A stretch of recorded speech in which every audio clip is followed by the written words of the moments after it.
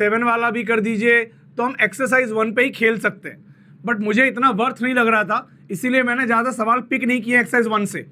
PYQs बहुत important है, और ये चैप्टर में है ही कितने कॉन्सेप्ट, 3-4, वही सब तो हर साल PYQ पूछ रहा है। हर एक चीज़ जो पढ़ाई सिग्निफिकेंट पढ़ाया एज इट इज आ रहा है ना।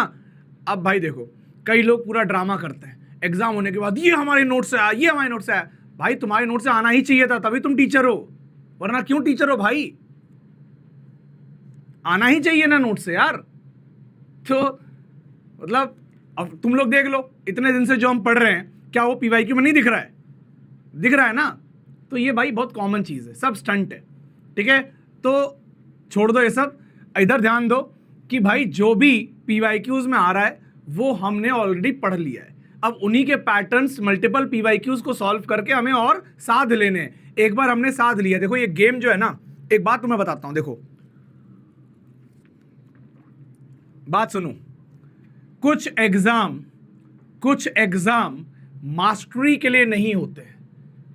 जैसे कि कई लोगों को लगता है UPSC इतना बेहतरीन एग्जाम है, इतना बड़ा एग्जाम है, इससे मतलब दुनिया का सबसे टफेस्ट एग्जाम मान सकते हो। लेकिन आपको मैं रियलिटी बता दूं, जो भी एस्पिरेंट्स, मेरे कई फ्रेंड्स जो हैं क्वालिफाइड हैं, मतलब ऑफ कोर्स सर्विस में हैं, ठीक है, निकाल चुके हैं, मैं बता रहा हूं, they did not qualify because they read everything under sun. मतलब उन्होंने ऐसा नहीं किया कि जितना इस दुनिया में ग्रंथ है सब पढ़ डाला हो, ऐसा नहीं किया। Everything, there is a strategy. Exam clear करने की स्ट्रैटेजी होती है एक, उसके लिए अथाह नॉलेज की जरूरत नहीं होती, अपना एग्जाम को समझने की जरूरत होती है।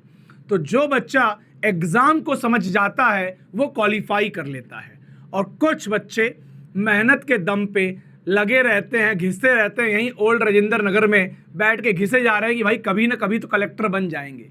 कलेक्टर नहीं बन सकते आप, ठीक है। उसके लिए जो चाहिए, जो प्लानिंग चाहिए, जो स्ट्रैटेजी चाहिए, उस ओहदे पे बैठने के लिए वो एग्जाम आपका चेक कर लेगा कि क्या आपके पास वो स्किल है या नहीं।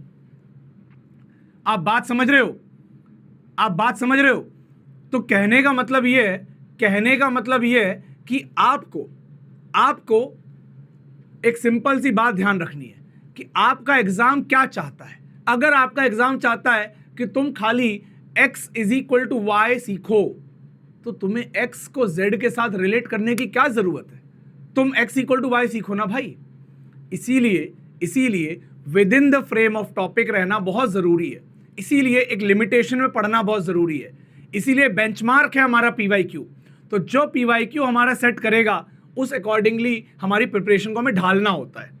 तो हम जैसे जैसे तैयारी कर रहे हैं, आपको PYQ से मालूम पड़ता जाएगा कि क्या हमारी तैयारी सही दिशा में है या नहीं। चलिए ठीक है, आगे बढ़ते हैं।